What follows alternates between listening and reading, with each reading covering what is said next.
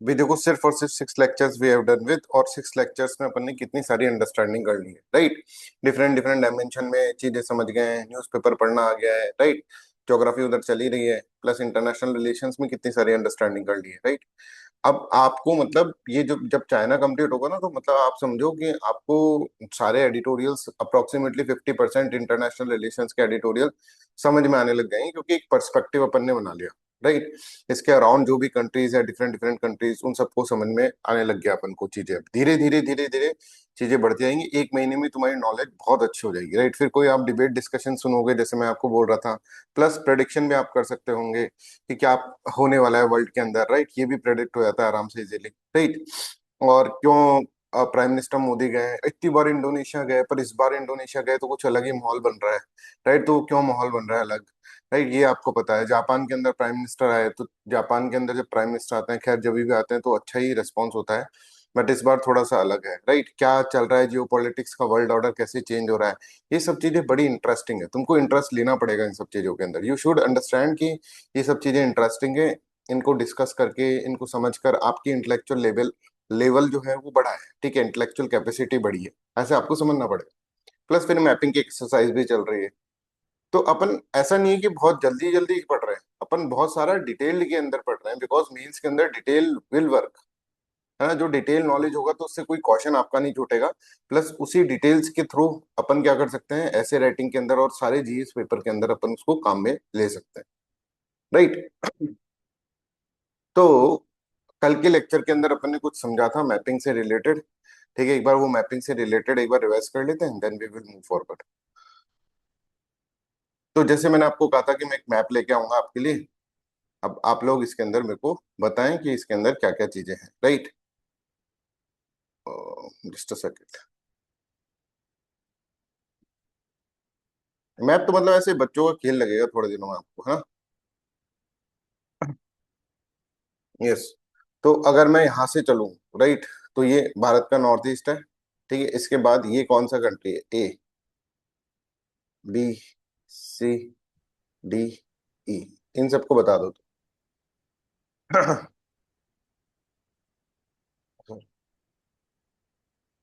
A B C D लिख दे सभी बच्चे चैट के अंदर, और एफ और जी, यहाँ तक। और ये कौन सी है, ये एच लिख देते हैं अपन। हाँ, अभी पहले यहाँ तक का करो। पहले A B C D E लिख दो। A B C D E, ये क्या क्या क्या है, सभी बच्चे देखकर आराम से लिख दो। बस इनिशियल्स भी लिख सकते हो आप, पूरा म्यांमार लिखना, पूरा थाईलैंड लिखना, दैट इज नॉट रिक्वायर्ड। मुझे बस ये पता होना चाहिए कि आपको पता है, राइट।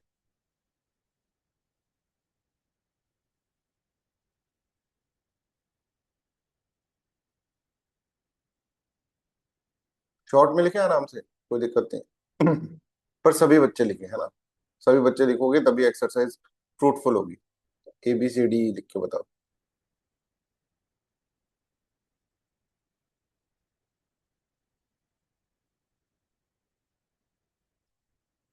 अंजलि गोयल ने लिख दिया, तुषार ने लिख दिया, बाला ने लिख दिया, श्रुति ने लिख दिया है, अंकिता ने लिख दिया है, तेजल प्लीज, केतन ने लिख दिया।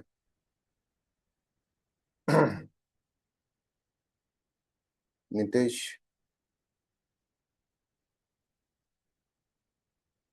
ठीक है। जो भी बच्चे लिख चुके हैं वो आगे के पॉइंट्स लिखे। ई के बाद F G H, I J, F G H I J, ये 5 लिख दिए।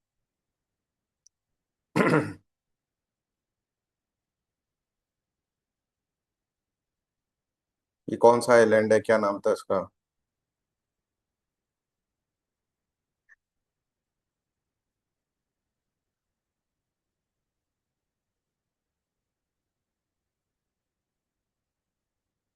एल, ये कौन सा स्टेट है। Very good, everybody is writing this, very good.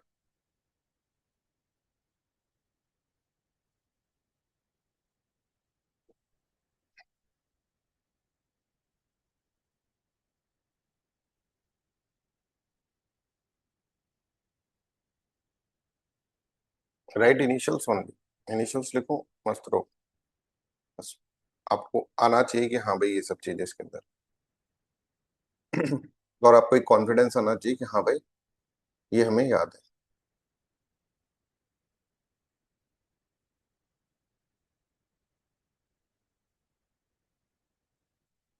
ठीक है, जिन बच्चों जो बच्चे आई को इंडोनेशिया लिखना है, आई इंडोनेशिया है, no doubt about that, but उसका एक आइलैंड है सुमात्रा, ये भी याद रखें, सुमात्रा। ठीक है, आई सुमात्रा। जे जो है दैट इज जावा, है ना, जे का देखो coincidence, J for Java, right यहाँ पर।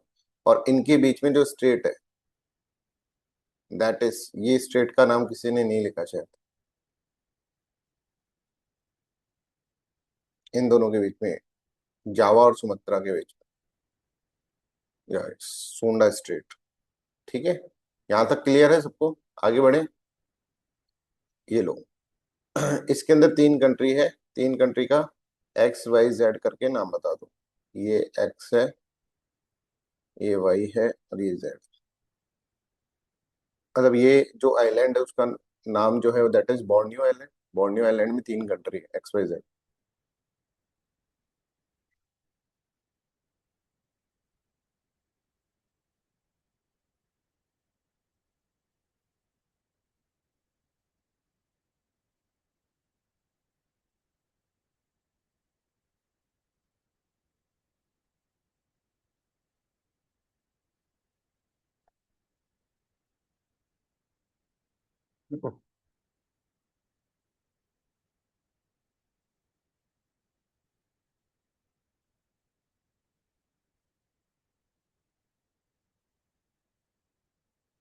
ठीक है, ये भी सबको समझ में आ गया।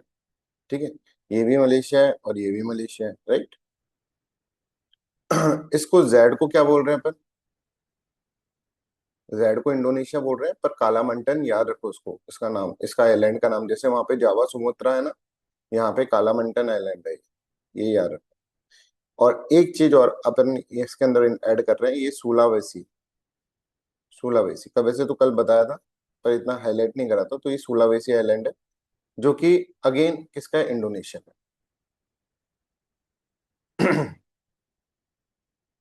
ठीक है, I hope this is clear to everyone, यहाँ तक सबको क्लियर है, ये सुलावेसी है, ये इंडोनेशिया का है, यहाँ पर फिलीपींस है। ठीक है, ये समझ में आ रहा है? और इंडोनेशिया का एक आइलैंड ये भी है, जया। जया भी याद कर लो तो बढ़िया है। ठीक है, इरियन जया, जया भी याद कर लोगे ना तो बढ़िया है। ठीक है, ये पूरा का पूरा आइलैंड जो होता है वो दो पार्ट्स में डिवाइडेड है। एक तो ये इंडोनेशिया का जाया, ईरानी इरियन जाया जाया, और ये पपुआ न्यू गिनिया नाम की कंट्री है। और इस पूरे आइलैंड को जो बोलते हैं अपन, न्यू गिनिया अपन बोलते हैं। ठीक है, मैपिंग की एक्सरसाइज सबको समझ में आ रही है? करेक्ट है ना? ये क्या है? This is what?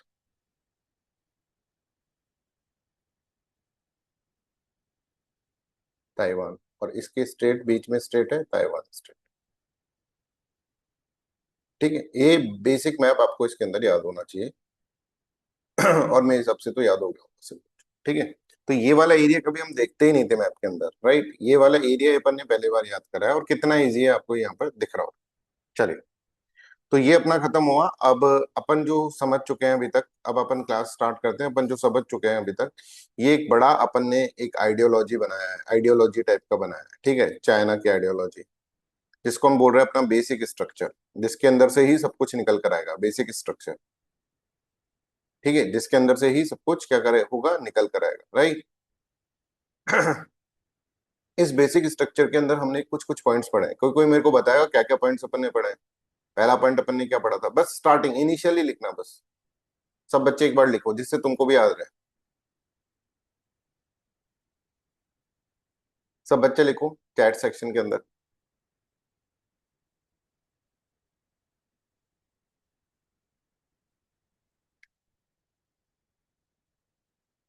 पहला पॉइंट क्या पढ़ा था अपन ने? सिर्फ एम भी लिख दोगे ना, वर्क करेगा, मिडिल किंगडम कॉम्प्लेक्स। मुझे कोई ये थोड़ा ना करना है कि तू पूरा लिखो, एग्जाम थोड़ा ना चल रहा है। ठीक है, दूसरा जो है that is palm and digit theory, right. तीसरा जो है दिन जिंगपिंग प्रिंसिपल्स, ठीक है। चौथा जो है that is pressure cooker syndrome. I hope this is clear. फिर पांचवा जो है that is history of China. और हिस्ट्री ऑफ चाइना के अंदर अपन ने क्या पढ़ा? अपन ने एक तो तिब्बत वाली कहानी पढ़ी, दो कहानियां पढ़ी। एक तो तिब्बत वाली कहानी पढ़ी, याद करो, तिब्बत वाली कहानी, शिमला कॉन्फ्रेंस, ठीक है। तिब्बत ने बोला अपने आप को मैं ऑटोनोमस हो गया, ब्रिटिश इंडिया घबरा गया कि कहीं रशिया इसको कब्जा ना ले, और रशिया कब जाएगा तो हमारे ठीक ऊपर बैठ जाएगा, कॉलोनिस्ट पावर है, कल को इंडिया की तरफ नजर कर दी तो हम क्या करेंगे, इतनी इंपॉर्टेंट कॉलोनी है इंडिया की। हो गया काम खत्म।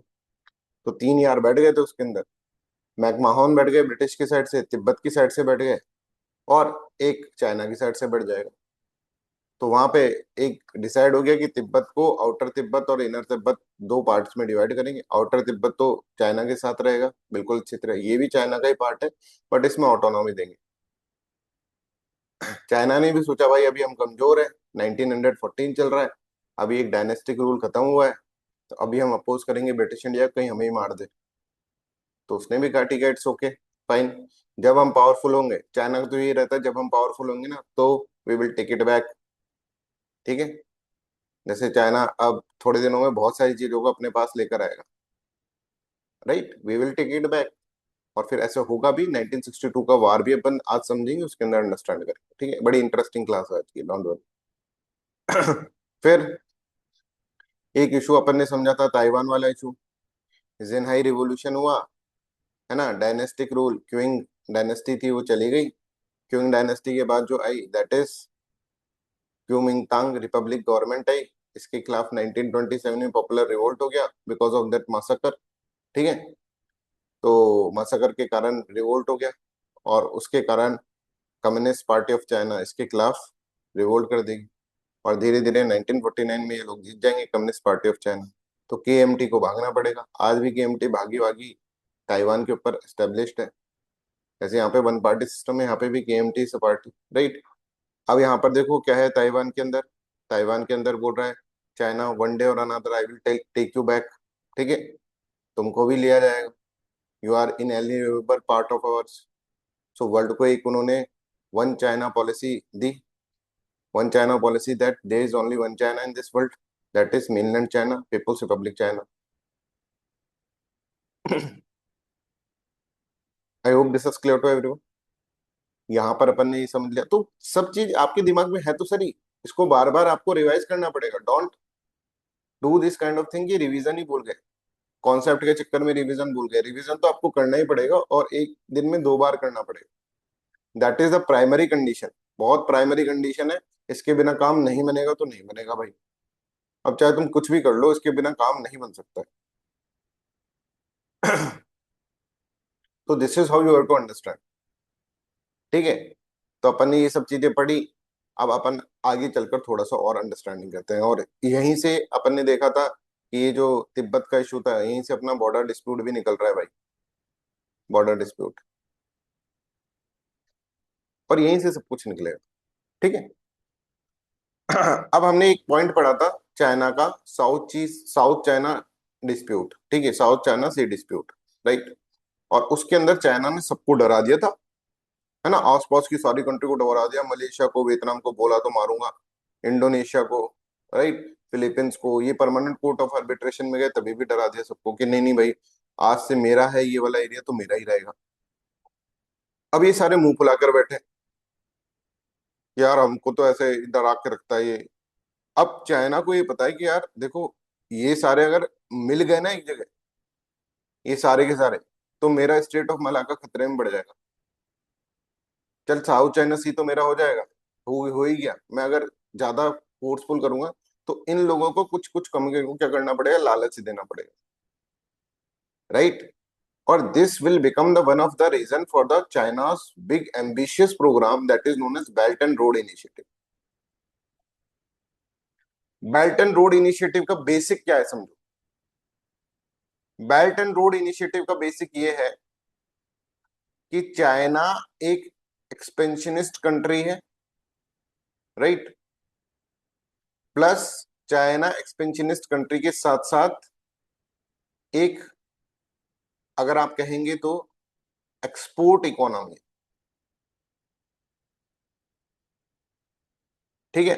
चाइना का बेसिक मॉडल क्या है? We are export economy. जैसे वेस्ट एशिया का बेसिक मॉडल क्या है? हम ऑयल एक्सपोर्ट करते हैं। चाइना बहुत सारे इलेक्ट्रॉनिक प्रोडक्ट्स एक्सपोर्ट करता है। Export economy. और एक्सपोर्ट इकोनॉमी में अगर एक्सपोर्ट को आपको बढ़ाना है, अगर सब लोग आपसे खरीदें, तो आपको कुछ वो सामान यहां तक इजीली पहुंचाना पड़ेगा, तब जाकर वो खरीद पाएंगे। अब मान लो रोड ही नहीं है, कहां से पहुंचाओगे? मान लो international sea line of communications जो है वो इतनी डेवलप नहीं है, तो कहां से पहुंचाओगे? तो चाइना सोचेगा यार मेरे अंदर इतना माल बन रहा है, पर ये लोग खरीद नहीं पा रहे, because of what? Because of the infrastructure bottlenecks. Plus इन वाली कंट्रीज के अंदर ही, आसपास की कंट्री के अंदर भी मैं पहुंचाने में मेरे को बहुत दिक्कत होती है, क्योंकि इनके यहाँ पे पोर्ट ही नहीं है। अब मैं लेकर जाऊं इंडोनेशिया में कि भाई ले लो सामान, इंडोनेशिया बोलेगा भाई मैं कहाँ उतारूंगा, मेरे पास तो पोर्ट ही नहीं है। समझ में आ रहा है? भाई मेरे पास तो एयरपोर्ट ही नहीं है, मेरे पास तो पोर्ट ही नहीं है, सी पोर्ट ही नहीं है, मैं कहाँ उतारू अपना सामान? इतना सारा सामान लेकर आता है तो भाई थोड़ा ही लाया कर, देख थोड़ा ही कर सकता हूँ मैं ज्यादा से ज्यादा तेरा मतलब 10 टन माल रख लूंगा। बोले यार मैं तो 100 टन लेकर आया था। बोले जरूरत तो है मेरे को, पर मैं रखूं कहाँ? मैं तो पोर्ट ही डेवलप नहीं है। समझ में आ रहा है?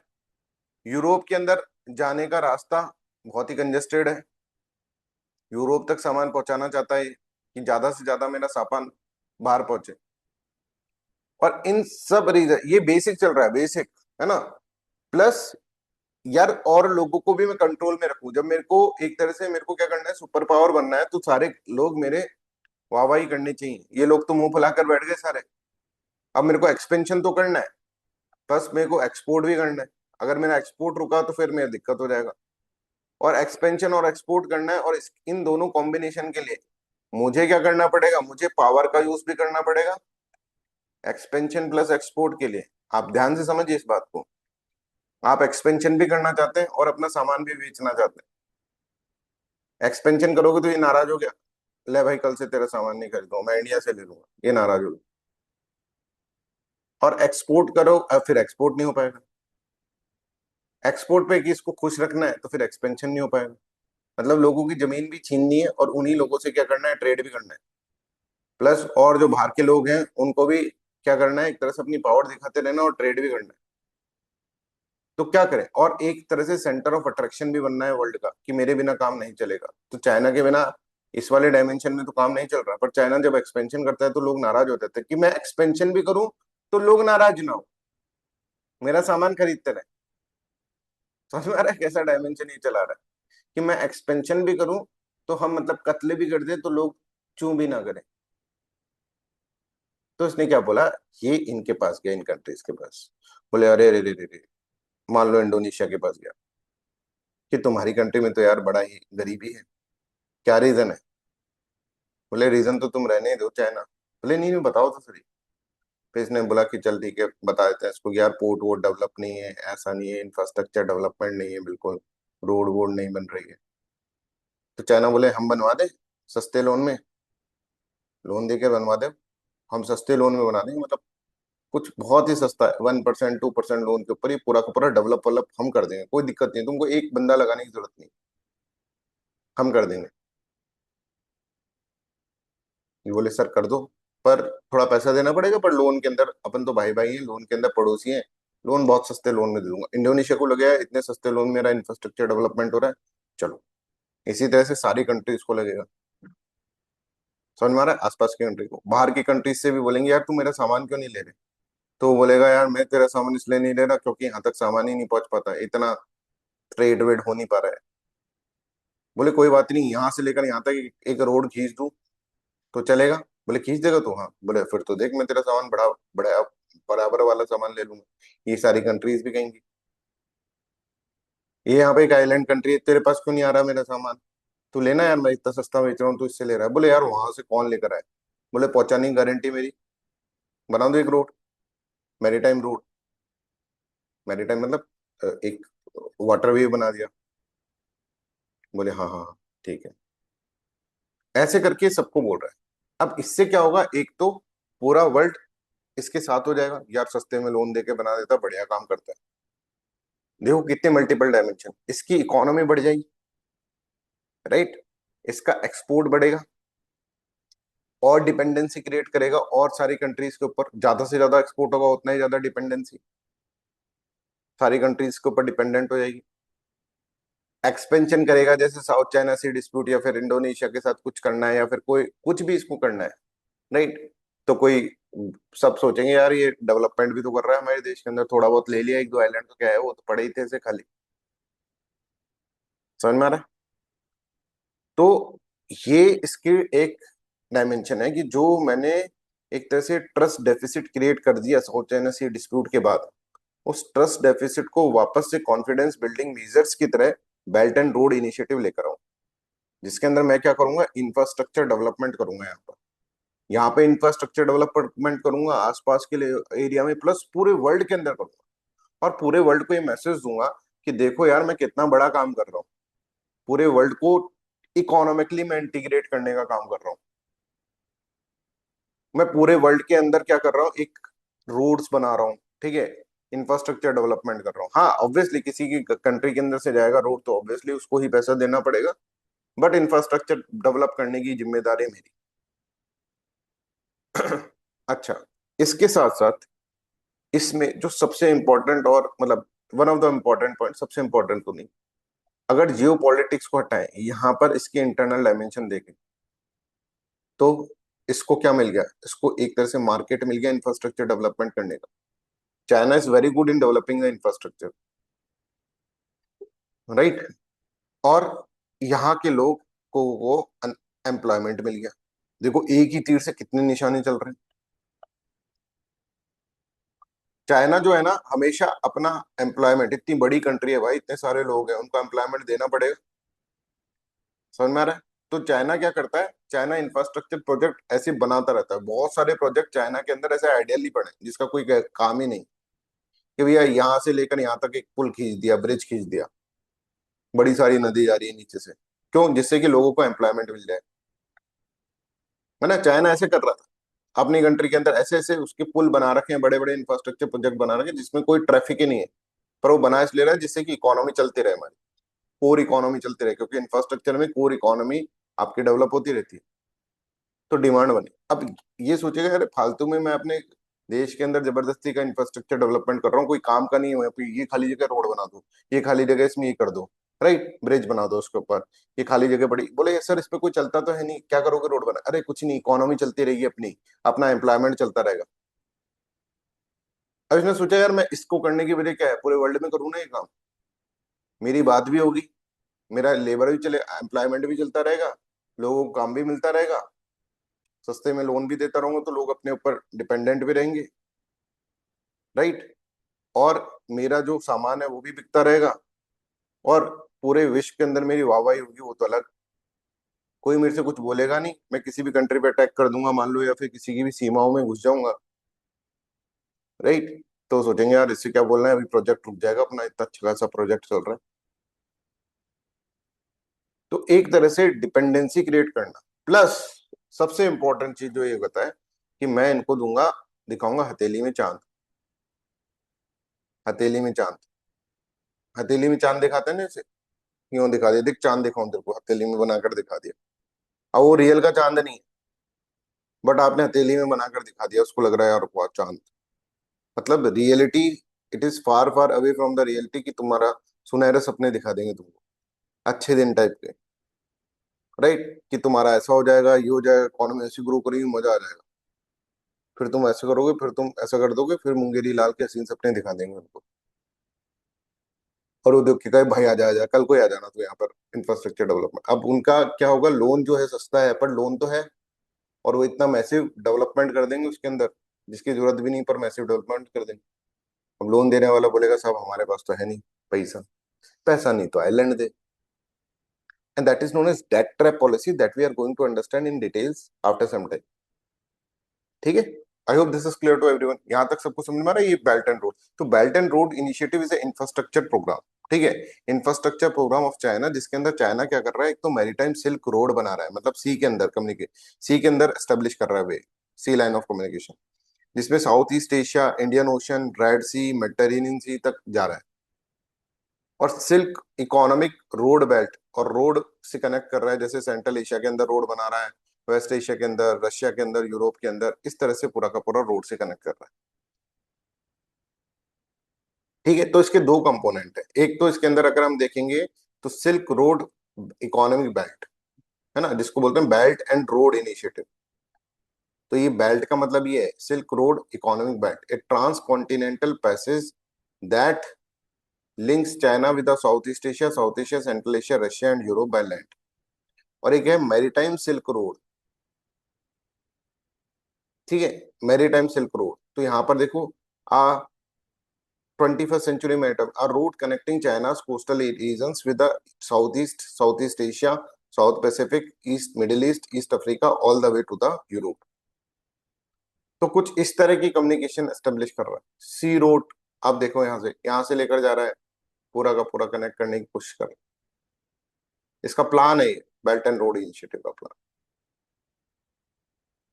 राइट। लैंड से इस तरह से कनेक्ट कर रहा है, ये देखो लैंड से कनेक्ट कर देगा, ऐसे लैंड बना रहा है, इस तरह से लैंड बना रहा है, राइट। यहाँ पर भी इस तरह से लैंड बना रहा है। ठीक है, तो belt and road initiatives was launch by Chinese president Xi Jinping in 2013। अब एक बात है कि 2013 में क्यों करा, ये आप देखें, कोई भी चीज जो है ना, एक्सीडेंटल नहीं होती है इंटरनेशनल रिलेशन में, उसका पीछे बैकग्राउंड आपको समझना होता है।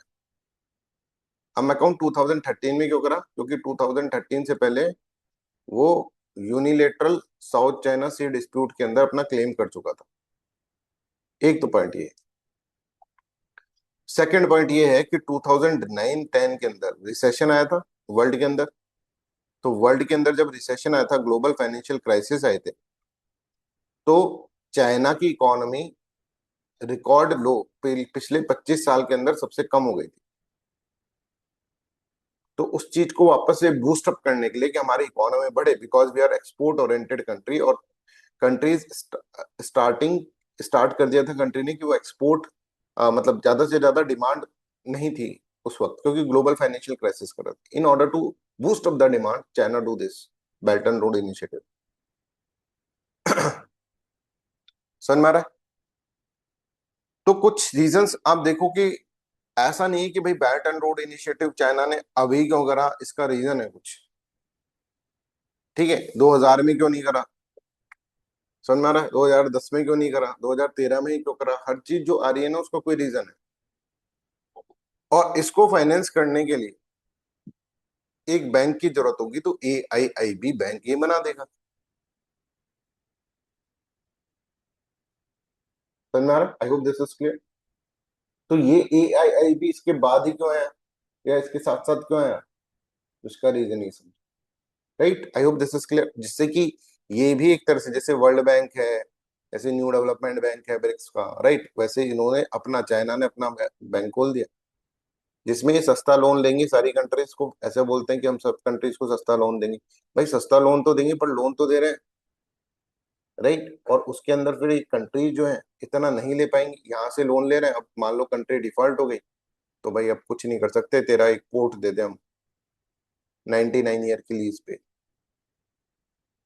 तो 99 ईयर की लीज पे देगा, तो वहां पर डेवलपमेंट, ये आगे चलकर हम डेट ट्रैप पॉलिसी बढ़ेंगे। आपको बस थोड़ा सा एक एक चीज, एक इंट्रोडक्शन करा दिया डेट ट्रैप पॉलिसी से, फिर अपन पूरा डेट ट्रैप पॉलिसी के साथ साथ स्ट्रिंग ऑफ पल्स इस तरह से अपन पढ़ेंगे, राइट। तो belt and road initiative was launched in Chinese by Chinese President Xi Jinping in 2013। It draws inspiration from ancient Silk Road। ठीक है, देखो पुराने समय में चाइना के अंदर एक एंशियंट सिल्क रोड जाता था, चाइना की तरफ से होकर, डायनेस्टी थी, तो पूरा का पूरा लोग जो थे ना वहां पर उस रोड से जाते थे, राइट। तो एंशियंट सिल्क रोड उसको बोला जाता था। उससे बहुत सारे रूट एस्टेब्लिश थे, वो पुराने समय की बात कर रहे हैं अपन, 200 BC की बात कर रहे हैं। ठीक है, तो चाइना को बहुत सारी कनेक्टिविटी थी, चाइना की अच्छी खासी थी, राइट। तो पहले का जो एंशियंट सिल्क रोड था, उसके अंदर overland and maritime trade routes establish during the Han dynasty, जब हान डायनेस्टी थी उधर, that connected China with Central Asia, West Asia, Mediterranean and Europe.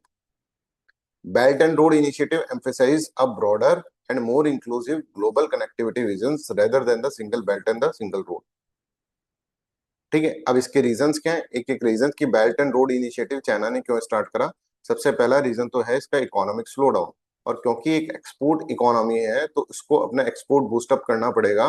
तो कनेक्टिविटी पूरे वर्ल्ड की इसको इंप्रूव करनी पड़ेगी। एक बार कनेक्टिविटी इंप्रूव हो गई तो बढ़िया बढ़िया बल्ले बल्ले, राइट। तो यहाँ पर देखो, first economic slow down in the China after 2008 global financial crisis, China's export led growth slowed down. BRI Belt and Road Initiative created new overseas market for Chinese goods and services. ठीक है, दूसरा जो important reason यहाँ पर दिखा that is कि इसको क्या करना है, secure energy and the trade routes. China imports most of its oil from the West Asia and Africa, है ना, ऑयल तो वहां से करता है। अराउंड 70 से 80% of this pass through the strait of Malacca. वही आ गया इसका, वही भूत ghost of strait of Malacca. BRI develops alternative route such as China Pakistan economic corridor, अब इसके अंदर पढ़ेंगे चाइना म्यांमार इकोनॉमिक कॉरिडोर, ये सब बनाकर इस रोड इनिशिएटिव के अंदर ये अपना चाइना का मलाक्का डिलेमा जो है उसको भी रिड्यूस करना चाहता है। That is important. I hope this is clear to everyone, यहाँ तक सबको क्लियर है। फिर expand China's geopolitical influence, ज्यादा से ज्यादा जियो पॉलिटिकल इन्फ्लुएंस यहाँ पर एक्सपेंड करना चाहता है। Strengthen China's presence across the Asia Africa, और ये सब समझ में आ रहा होगा। फिर strengthen relation with the neighbouring country, neighbouring country से जो मुंह फुलाए बैठे थे, बोले यार ठीक है भाई, मैं एक्सपेंशन इस कंट्री में मैं नहीं करूंगा तो तू करेगा क्या एक्सपेंशन, है इंडोनेशिया, है वियतनाम, कोई बात नहीं यार, इट्स ओके।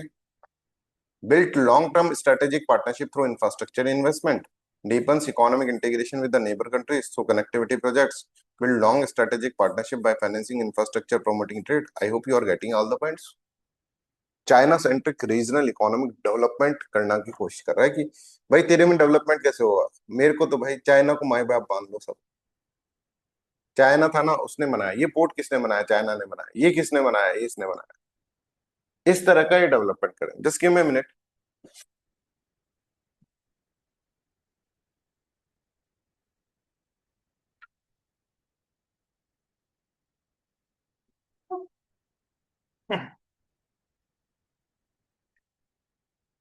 तो I hope this is clear to everyone. और देखो इजी चल रहा है सब कुछ, ऐसा कुछ हार्ड नहीं है। आप सोच कर देखो, आप चाइना होते तो आप क्या करते। तो अपन भी तो ऐसे करते हैं, घर में सब नाराज है यार, अब क्या करें, पड़ोसी वड़ोसी नाराज हो गए, या फिर मान लो परिवार में मौसा जी नाराज हो गए, फूफा जी नाराज हो गए, तो उनको बेटे को गाइड कर दिया भाई ऐसे ऐसे पढ़ना। फिर उस बेटे ने बताया कि साहब ऐसे ऐसे, और मेरे को तो आज गिफ्ट दिया भैया ने, राइट, हो गया काम सेट। बेटे के डिपेंडेंसी कर दी कि आके 1 घंटे भेज दिया करो फूफा जी, राइट, पढ़ा दिया करूंगा मैथ्स उसको। अब डिपेंडेंट हो गए भाई फूफा जी, हो गया रिलेशन एस्टेब्लिश वापस से।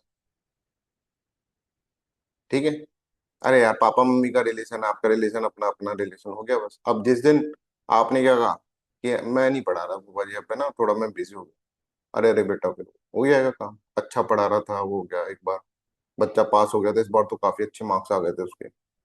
ऐसे तो चाइना कर रहा है। ठीक है, और एक और इम्पोर्टेंट रीजन था। क्या था इम्पोर्टेंट रीजन, ये समझो कि जब ग्लोबल फाइनेंशियल क्राइसिस आया था ना बच्चों, उससे पहले इकोनॉमी जो थी ना वो बड़ी ही, अगर आप देखेंगे तो इकोनॉमी के अंदर ग्लोबलाइजेशन था। ग्लोबलाइजेशन समझ तो, कि सब एक दूसरे से ट्रेड कर रहे हैं, बढ़िया कर रहे हैं, ट्रस्ट है सबको एक दूसरे के ऊपर, सब काम बढ़िया चल रहा है। इकोनॉमी सबकी इंटरकनेक्टेड, बहुत सारी, कोई अपने मतलब म्यूचुअल डेवलपमेंट बहुत सही चल रहा है, ऐसे समझो। पर ग्लोबल फाइनेंशियल क्राइसिस आया ना, तो उसने पूरे वर्ल्ड की ग्लोबलाइजेशन की वल्नरेबिलिटी को एक्सपोज कर दिया। जितना आप कनेक्टेड होंगे, इसने ये बता दिया कि जितना आप कनेक्टेड होंगे पूरे वर्ल्ड कनेक्टेड होगा। अगर किसी एक कंट्री की गलती हो गई, जैसे यूएसए के अंदर कोई बैंक गिर गया, तो ग्लोबलाइजेशन इतना है कि आपकी कंट्री के ऊपर भी उसका इफेक्ट पड़ेगा, राइट। तो ग्लोबल फाइनेंशियल क्राइसिस के बाद हर कोई, और स्पेशली अमेरिका जो है, अपने आप को आइसोलेट करने लगा वर्ल्ड अफेयर से। समझ में आ रहा है। कि 2011-12 के आसपास ऐसा आने लग गया, अमेरिका के अंदर एक टेंडेंसी आने लग गई, प्रोटेक्शनिस्ट टेंडेंसी, टेंडेंसी लोगों के अंदर ही आने लग गई। और जिसका फायदा उठाकर अमेरिका फर्स्ट बोलकर ट्रंप इलेक्शन जीत गए थोड़े दिनों बाद। समझ में आ रहा है कि मैं हम अमेरिका को ही डेवलप करेंगे ना, दूसरे कंट्रीज को क्या हम अपने दरवाजे सबके लिए बंद कर देंगे और फिर बंद दरवाजे करके पूरे वर्ल्ड अपने अमेरिका को मेक अमेरिका ग्रेट अगेन वापस से उसने ये यही शगुफा छोड़ा, मेक अमेरिका ग्रेट अगेन।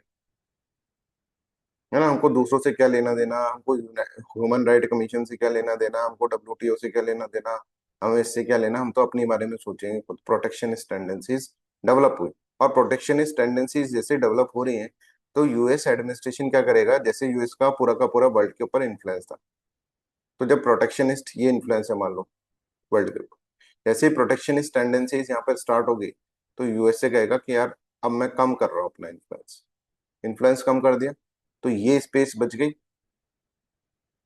ठीक है, तो अगला सरकार कौन होगा, इस स्पेस को अच्छी अपॉर्चुनिटी मिल गई चाइना को कि कोई बात नहीं यार, ये यूएस से तो ऐसा ही है, मैं हूं ना।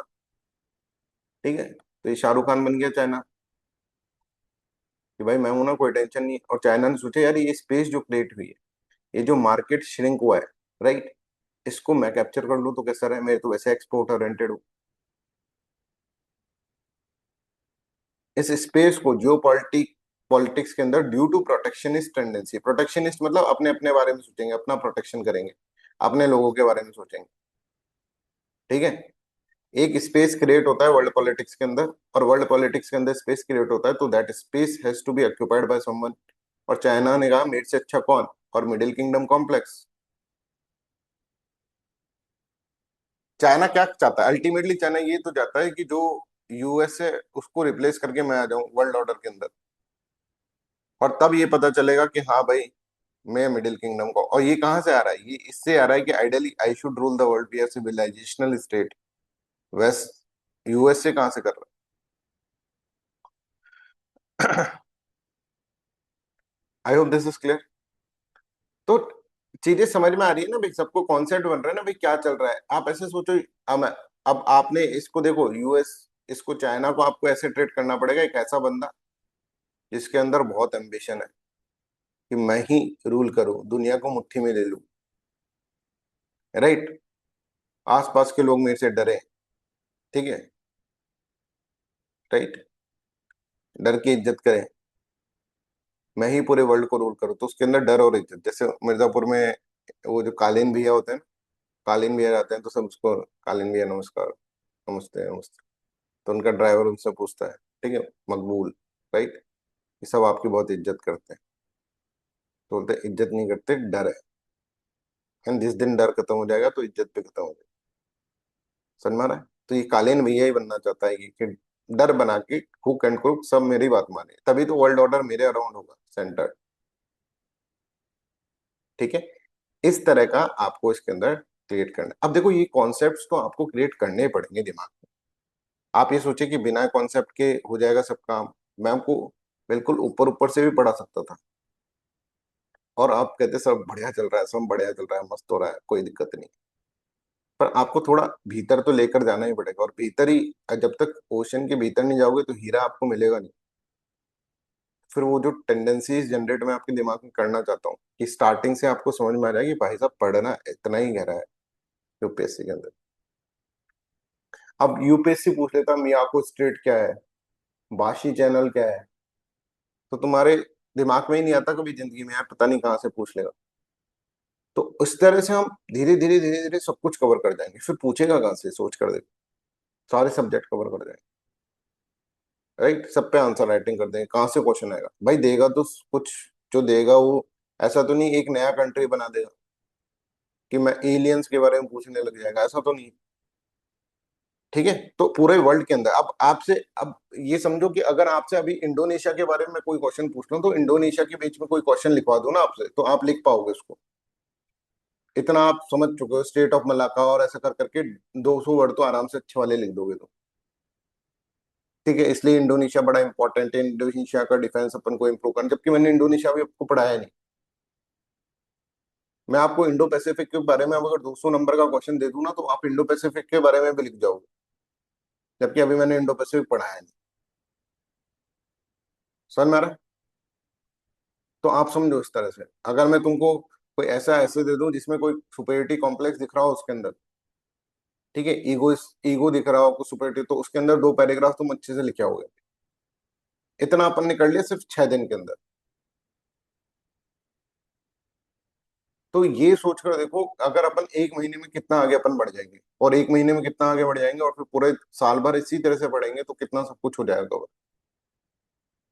बट हमको 2 क्लासेस तो बच्चों लेनी ही पड़ेगी, बिना 2 क्लासेस के नहीं हो पाएगा चीज। राइट, इतना अपन को डिटेल में भी पढ़ना है, सब कुछ अपन को अंडरस्टैंड करना है। हमें अगर मार्क्स अच्छे लाने हैं, ठीक है, हमको सिलेबस टाइमली कवर करना है, तो दूसरी क्लास भी आपको लेनी पड़ेगी। मेरे भी एफर्ट्स हैं इसके अंदर, 2 क्लासेस लेने में मुझे भी बड़ा प्रॉब्लम होता है ना। न्यूज़पेपर की क्लास को क्लास मत मानो, वो तो आपका डेली का रूटीन है। जैसे खाना खाते हो ना, खाना खाना कोई वर्क थोड़ा ना होता है, खा ले तो अपने आप, ठीक है, ऐसा थोड़ा ना कुछ काम करना पड़ेगा खाना खाने से। राइट, जैसे सांस ले रहे हो ना, वैसे न्यूज़पेपर तो पढ़ना ही पड़ेगा। ठीक है, और ये ध्यान रखो, जो तुमको बता रहे सारे के सारे टू द पॉइंट आंसर्स में लिखने होते हैं, ऐसा कुछ एक्स्ट्रा नहीं पढ़ा रहे तुमको। और दूसरी इंपॉर्टेंट चीज ये है कि भाई इनको अब धीरे धीरे मैं तुमको डिफरेंट डिफरेंट डायमेंशन में बताने लगूंगा। जैसे 3-4 दिन बाद, है ना, मैं तुमको ऐसे लेकर आऊंगा, यूपीएससी के अंदर पूछे गए ऐसे, उसमें मैं बोलूंगा कि अब तक जो पढ़ा है उसमें से क्या चीजें आप लिख सकते हो। तब तुम्हें पता चलेगा हाँ इसको इस तरह से कनेक्ट किया जाता है। ठीक है, तो यहाँ पर देखो, rise of protectionist tendencies in the West has resulted in shrinking market and investment, China through OBOR try to grab this opportunity, BRI become an instrument to sustain international trade and economic integration. ठीक है, अब ये reason है, तो ये अच्छी बात है भाई। चाइना क्या कर रहा है? चाइना सब कुछ ऐसे एक तरह से क्या कर रहा है, इंफ्रास्ट्रक्चर डेवलपमेंट ही कर रहा है ना। चाइना एक जिम्मेदारी उठा रहा है कि पूरे वर्ल्ड को इकोनॉमिकली अलाइन करने के लिए। ठीक है, कुछ हिडन मोटिव्स तो सबके होते हैं ना भाई, पर जिम्मेदारी तो उठा रहा है। ऐसी जिम्मेदारी और तो किसी ने नहीं उठाई, उठानी चाहिए थी सुपर पावर यूएसए को, कि यार सबको इंटीग्रेट करें, पर ये तो प्रोटेक्शनिस्ट टेंडेंसी इसमें चला गया। ठीक है, चाइना के कोई मोटिव्स होंगे, पर ओवरऑल अगर हम देखें तो डेवलपमेंट तो हो रहा है ना पूरे वर्ल्ड के अंदर, पूरे वर्ल्ड के अंदर कनेक्टिविटी तो हो रही है, चाहे से कैसी हो रही हो। तो चाइना कहता है यार सब पूरा वर्ल्ड आओ हमारे साथ, कोई दिक्कत नहीं है, पूरा वर्ल्ड आओ, लेट्स हैव अ डील, सब अपना डर। और मेजरली कंट्री, ये जो है मेजर कंट्रीज जो है चाइना के साथ है। मतलब अगर मेजोरिटी में देखें तो मोर देन 90 कंट्रीज, या फिर अब डेटा ज्यादा हो गया होगा, मैं देख कर बता दूंगा, 100 कंट्रीज प्लस, 90 कंट्री प्लस ने तो कर ही दिया है इसके अंदर, इसके साथ एग्रीमेंट साइन कर लिया। चाइना कह रहा है भाई हमको हमारा किसी से बैड नहीं है, हम तो सबका डेवलपमेंट चाहते हैं, सबका मंगल हो। ठीक है, इसका मंगल भी हो, भारत का मंगल भी हो, इसका मंगल भी हो, उसका मंगल भी हो, सबका मंगल हो भाई। अपना तो ये है सिद्धांत, कोई दिक्कत नहीं। राइट, सबसे हमको क्या करना है, सबका डेवलपमेंट करना। अब इंडिया इस प्रोजेक्ट में कहां पर है? अब आप ये देखो कि सब जगह रोड्स बन रही हैं, सब जगह ये बन रहा है, राइट, इस तरह से बन रहा है ना, चाइना के द्वारा बनाया जा रहा है। अब इंडिया कहे भाई साहब मैं तो नहीं हूं, तो इंडिया तो अलग थलग पड़ गया ना। तो इंडिया भी चाहेगा ना इसके अंदर, इस प्रोजेक्ट के अंदर, चाइना के प्रोजेक्ट में हम भी पार्टिसिपेट कर लें। भाई जब बना रहा है तो बनवा लेते हैं। भाई लड़ाई तो उसकी भी है, जापान की भी है, जापान भी कर रहा है, राइट, इंडोनेशिया फिलीपींस इनकी भी है, ये भी कर रहे हैं, तो हम भी कर लेते हैं। पर एज ए राइवल क्या चाइना चाहेगा कि इंडिया पार्टिसिपेट करे बेल्ट एंड रोड इनिशिएटिव में? बताएं। एज ए राइवल अगर आप चाइना के साथ होते, यार मैं अपना रोड बना उसको इंडिया भी यूज करके डेवलप कर रहा है एशिया के अंदर ही। यस करेगा सर, वो तो चाहते हैं एक्सपेंशन करना, उसे एक बार से घुसना है कहीं किसी भी एरिया में, उसके बाद वो ऑटोमेटिकली एक्सपेंशन जैसे अपनी मिलिट्री के थ्रू करता जाएगा, इकोनॉमी ट्रेड के थ्रू करता जाएगा। ओके, और अगर मान लो इतनी सारी रोड्स बना रखी है चाइना ने, ठीक है, इन सबको इंडिया यूज करने लग गया, तो इंडिया का डेवलपमेंट नहीं हो जाएगा? पर सर डिपेंडेंसी तो गेन चाइना में है ना, फिर उसकी स्ट्रक्चर डेवलपमेंट, फिर ट्रेड करना पूरा पूरा। हाँ वो तो है, वो पॉइंट तो है, पर ये पॉइंट भी सोचो कि अगर इस तरह की चीजें करेगा तो दिक्कत नहीं हो जाएगी। वो तो हमेशा इंडिया को तो अलग थलग ही करना चाहता है ना चाइना। वो पर्सपेक्टिव तो सोचो कि इंडिया ऐसे बोल दे कि साहब हम कोई रोड नहीं बनवाएंगे अपने इधर, बस आपके इसके अंदर पार्टिसिपेट कर लेंगे, तो ये भी तो गुड गुड चीजें है ना, इंडिया अपने हिसाब से पार्टिसिपेट कर ले। अब ये रोड बनी हुई है सामने से, पर इसको यूज नहीं कर सकता इंडिया, अगर इंडिया इसके अंदर नहीं होगा तो इंडिया भी चाहेगा कि बेल्ट एंड रोड इनिशिएटिव में इंडिया भी एक पार्ट हो। जरूरी तो ना आप रोड बनवाओ, आप बोले साहब रोड वोड हमारे घर में हम बना लेंगे, बस जो तूने बाहर बना रखी है ना वो हम यूज कर लेंगे, तेरा बेल्ट रोड इनिशिएटिव जिंदाबाद। तुषार, जी सर। जी। ऐसा हो सकता है, पर क्या चाइना चाहेगा? चाइना चाहेगा ऐसा हो कि यार रोड में बना रहा हूँ, मेरा राइवल जो है वो डेवलपमेंट कर रहा है? चाइना तो नहीं चाहेगा कि सिर्फ रोड इस्तेमाल करने के लिए इंडिया बॉर्डर रोड इनिशिएटिव में आए। कि चाइना फिर, तो फिर क्या करे चाइना? इंडिया कहेगा यार लेट्स हैव अ डील, यार फाइन है, अच्छा है भाई ने रोड बना के दिए, अपन को यूज ही तो करनी है इसकी, क्या दिक्कत आ रही है, कर लेते हैं भाई।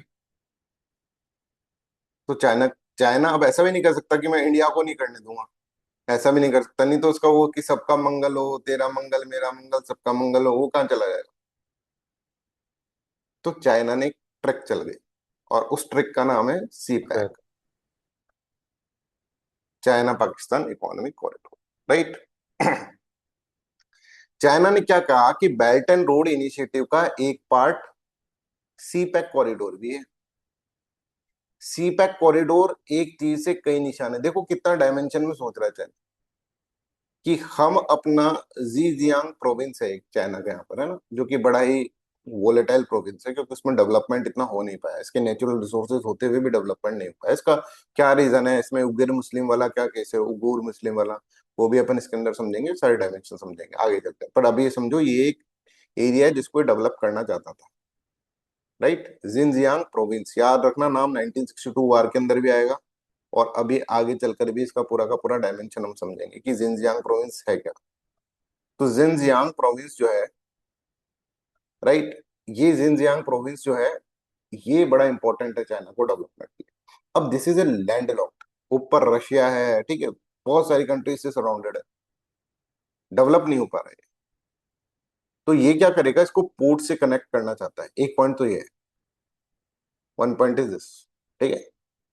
तो ये क्या करेगा, पाकिस्तान से कॉरिडोर निकाल देगा, जो कॉरिडोर जिनजियांग प्रोविंस को पोर्ट से कनेक्ट करा देगा, वो पोर्ट से कनेक्ट हो जाएगा तो फिर इसका डेवलपमेंट हो जाएगा। ये चाहता है कि ज्यादा से ज्यादा पोर्ट से कनेक्टेड।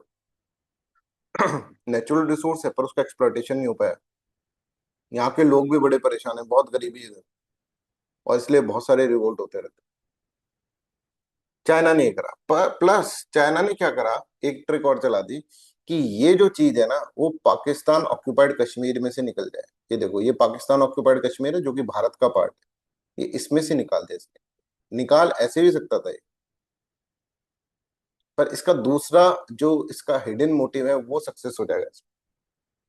अब चाइना को पता था अगर हम बेल्ट एंड रोड इनिशिएटिव का part China Pakistan economic corridor को बना देते हैं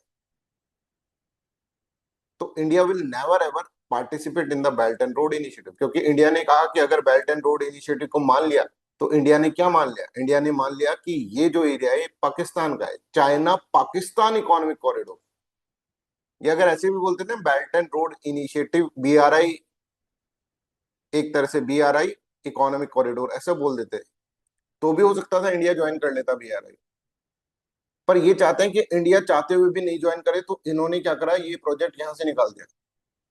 अब पाकिस्तान ऑक्युपाइड कश्मीर में से निकाल दिया, मतलब चाइना पाकिस्तान इकोनॉमिक कॉरिडोर, अगर इंडिया इसको इग्नोर करके BRI को एक्सेप्ट कर लेता है, यार लेट्स हैव अ डील, तो इसका मतलब इनडायरेक्टली इंडिया ने क्या एक्सेप्ट कर लिया, इंडिया ने एक्सेप्ट कर लिया कि this is the area of Pakistan, Pakistan economic corridor, नाम ही देखो ऐसा लिखा है।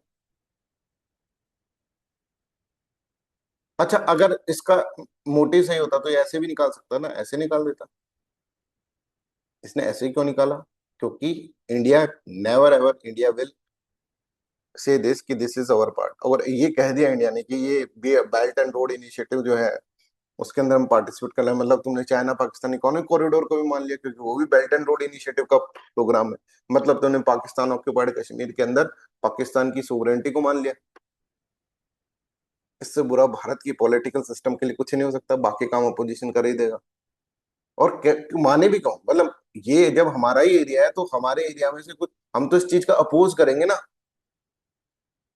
और डिफरेंट डिफरेंट प्लेटफॉर्म पर जब भी आप देखो एससीओ की समिट होती है, तो इंडिया बोलता है कि कुछ कंट्रीज जो हैं वो क्या कर रहे हैं, सोवरेंटी इंफ्रास्ट्रक्चर डेवलपमेंट करो, पर सोवरेंटी के साथ मत खेलो किसी और कंट्री।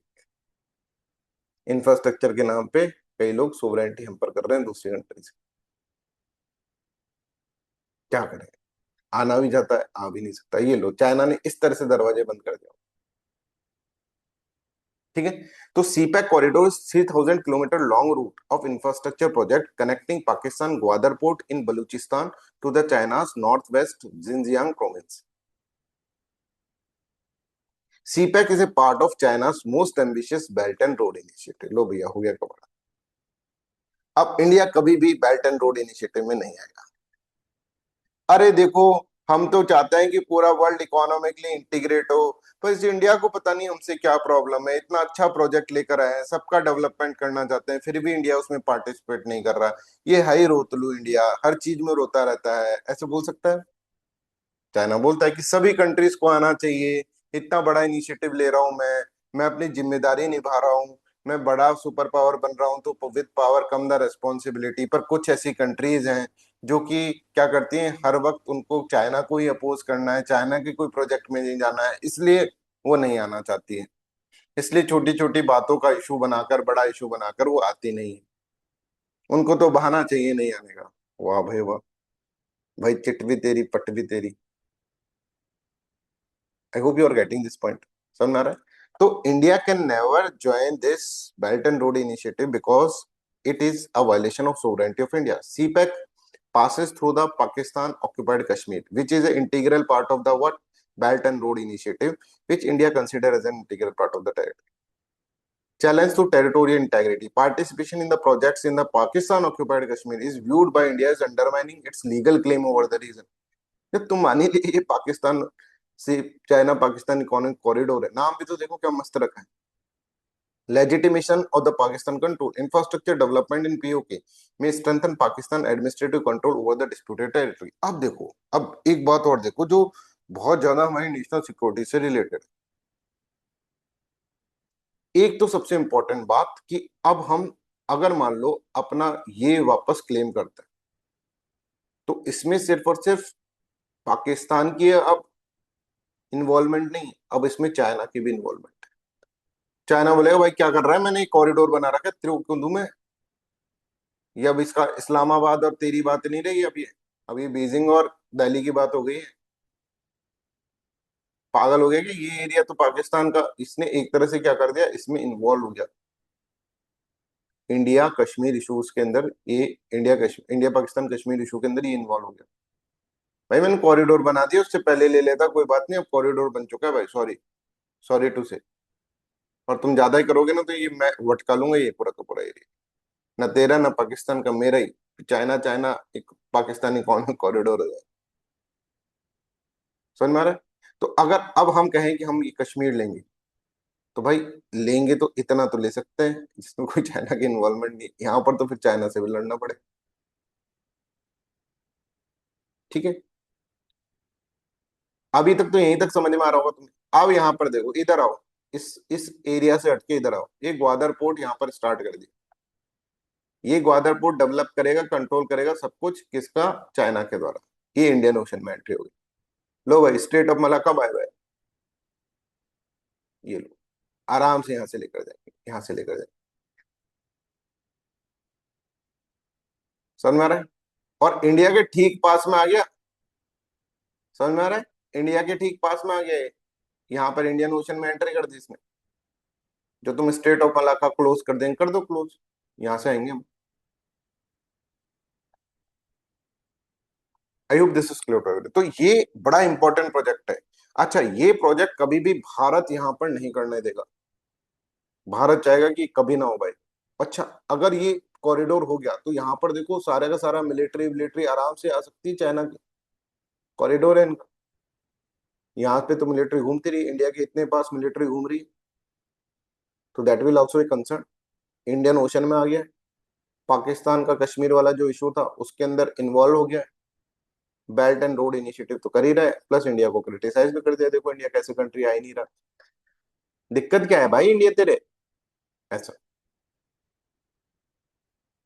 इंडिया प्लस इंडिया का डेवलपमेंट भी रुक गया, सारे वर्ल्ड तो इसके साथ अलाइन हो रहा है। इंडिया बिल्कुल कह रहा है कि मैं तो नहीं हूँ। तो यही तो चाहता है, नहीं हो बढ़िया है, मत दो। स्ट्रेटेजिक कंसर्न ये corridor enhances China's strategic presence in the Pakistan including access to the Gwadar port, raising India security concern in the Indian Ocean region. Plus ये जो कॉरिडोर बनाया, हो सकता है ना ये कॉरिडोर के अंदर ये मिलिट्री बिठा दे अपनी पूरी, और पाकिस्तान को तुमने जो पाकिस्तान में अटैक करा, बोले हमारे लोग मर गए चार पांच, लो भाई उतरो इधर। तो ये जो इंफ्रास्ट्रक्चर है इसका डुअल यूज कर सकता है ना, एक तो डुअल यूज, एक तो डेवलपमेंट के लिए, एक मिलिट्री पर्पस के लिए।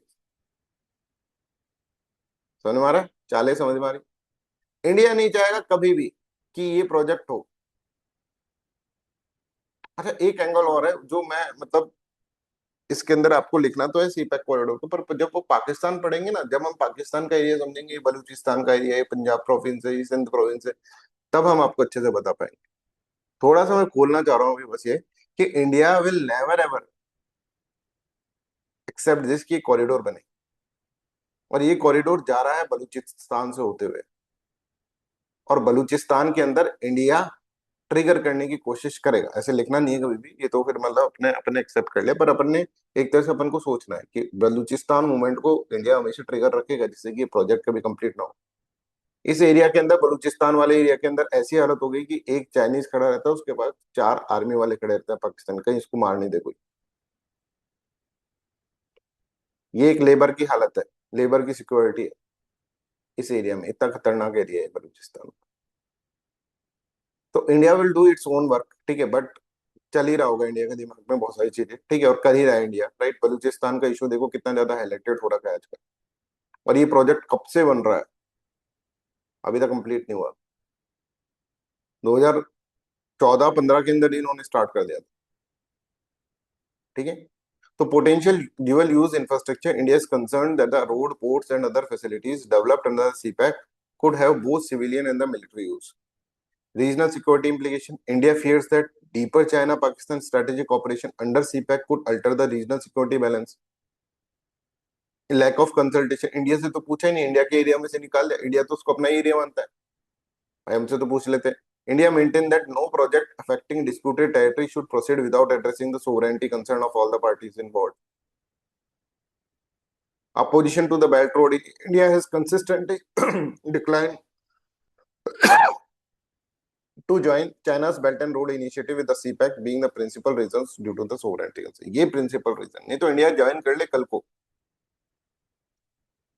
तो that is how you have to understand CPEC. Any doubt in this one? Anybody has any kind of any doubt? ठीक है, सीपैक के बारे में हम वापस पढ़ेंगे जब हम क्या पढ़ेंगे, पाकिस्तान पढ़ेंगे, तो सीपैक को और अच्छे से पढ़ेंगे, बट अभी के लिए इतना ही ठीक है, नहीं तो फिर तुमको दिक्कत होने लगी। Right, just give me a minute, एक मिनट दीजिएगा।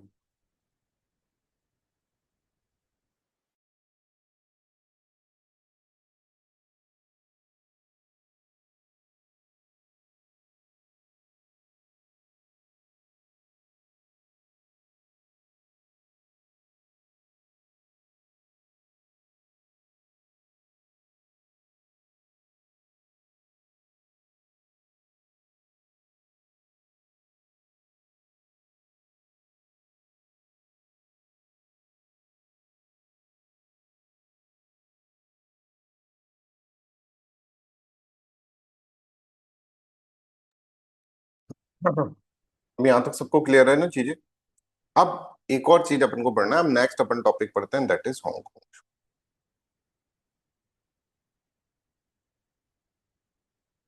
ठीक है, तो हमने अभी तक क्या ये देखो, हमने नेचर पढ़ा है, नेचर ऑफ चाइना, ठीक है। और नेचर ऑफ चाइना के अंदर हमने ये सब चीजें पढ़ी है, एक तो मिडिल किंगडम, वो प्रेशर कुकर सिंड्रोम तक वो अपन ने पढ़ा। ठीक है। फिर अपन ने इशू समझे, तिब्बत की समझा इशू। फिर हमने इसका ताइवान का इशू समझा। ठीक है। साउथ चाइना सी डिस्प्यूट समझा। राइट। फिर अपन ने ये चीज समझी, बेल्ट एंड रोड इनिशिएटिव। अब हम जो समझेंगे ना, एक और इशू है, दैट इज हांगकांग का इशू। यस सर, हांगकांग का और समझ में नहीं आता सर। ये जो हांगकांग है यहाँ पर, ये चाइना का पार्ट है क्या है भाई, इसके ऊपर क्या दिक्कत है? हम घूमने जाएं इधर तो चाइना बोल, चाइनीज ट्रांसलेटर लेकर जाएं कि क्या जाएं? क्या चीज है सर? और चाइना का भी कहता है हमारा पार्ट है, हांगकांग वाले बोलते हैं हमको आजादी चाहिए। यहाँ पे प्रोटेस्ट होते रहते हैं सर। तो जैसे तिब्बत वाला इशू अपन को समझ में आया, वैसे ही ये वाला एक इशू है, that is also one of the pressure cooker syndrome element of China. तो ये भी अपन को इसके अंदर समझना है। ठीक है। तो आप यहाँ पर देखो, हांगकांग जब अपन देखते हैं तो हांगकांग मतलब चाइना से लगा हुआ एक, अपने आप में एक ऐसा रीजन जो कि स्पेशली एडमिनिस्ट्रेट रीजन। ये क्या है, इसका मतलब क्या है? क्या ये चाइना का पार्ट है? हाँ, ये चाइना का इनएलिनेबल पार्ट है। और किताबों में सिर्फ ऐसा नहीं कि जैसे ताइवान को बोलता है ना, ये है, किताबों में भी है। राइट। मतलब इसके अंदर डील्स के अंदर भी है। अब डील क्यों बोल रहे हो सर आप, किसके साथ डील हो गई? तो हांगकांग को पहले समझो कि हांगकांग एक ये वाला जो एरिया है ना, येलो कलर का एरिया, ये हांगकांग है, जिसमें एक हांगकांग आइलैंड है और न्यू टेरिटरी नाम की जगह है।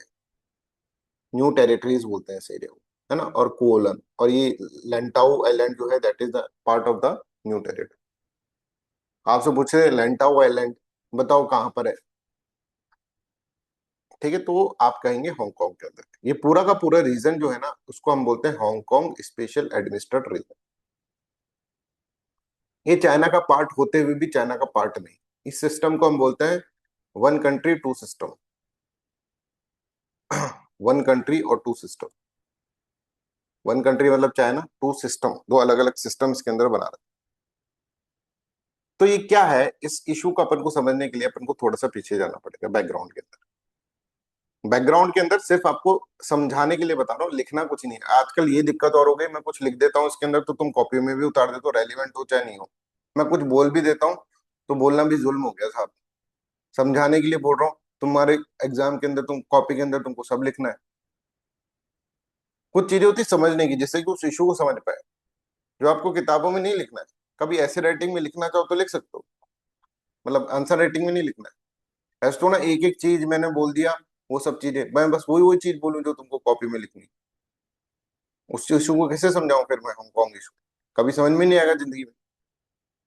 तो अब जो बोल रहा हूँ वो लिखना नहीं है आपको। ठीक है। तो 1842 के अंदर हम चलते हैं, 1842 से पहले की बात, क्विंग डायनेस्टी वाज देयर।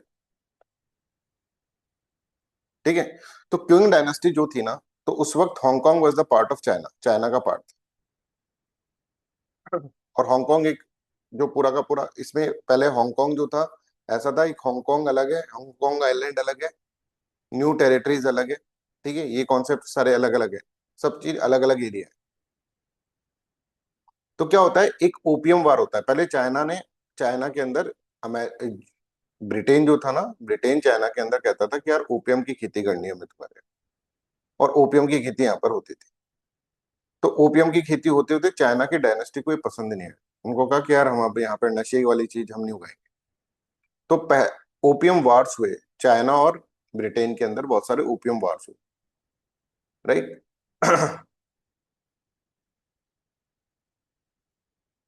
ठीक है।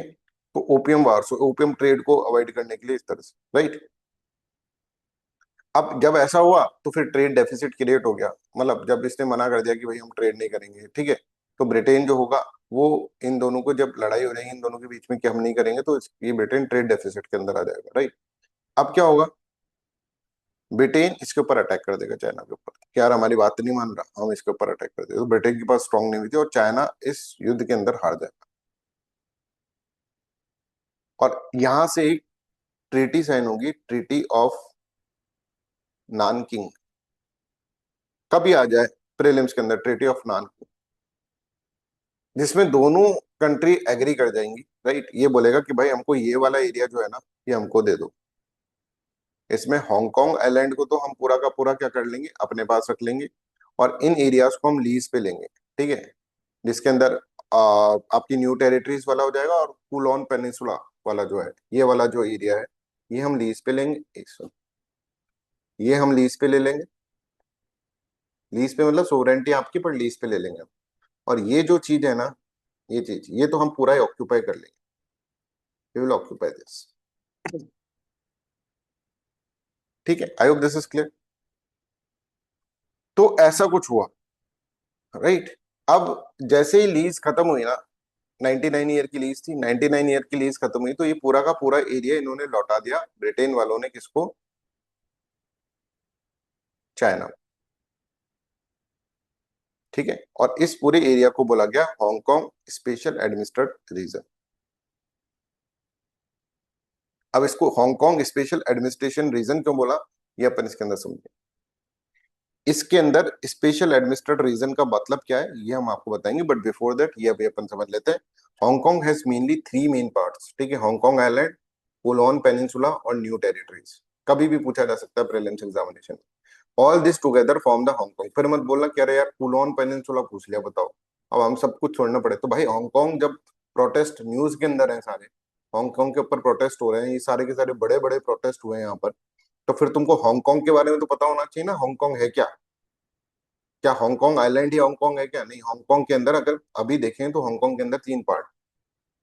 तो 1842 में Britain obtain Hong Kong island, obtain Hong Kong मतलब इसको तो ले लिया पूरा, और सदर्न कुलोन जो है उसको ले लिया। और British lead leased new territories for 99 year. अब जैसे ही 99 ईयर खत्म हुए, 1898 के अंदर इन्होंने लीज पे लिया था इसको, न्यू टेरिटरीज को। जैसे ही ये खत्म हुआ तो 1997 में इसने पूरा रीजन लौटा दिया वापस से, हांगकांग भी लौटा दिया, हांगकांग आइलैंड भी लौटा दिया, मतलब कोलोन भी लौटा दिया और न्यू टेरिटरीज भी लौटा दिया, और इस पूरे एरिया को हांगकांग स्पेशल एडमिनिस्ट्रेटेड रीजन बोला। अब यहां तक अगर बात समझ में आ गई तो आगे हम बढ़े। Anybody has any doubt in this?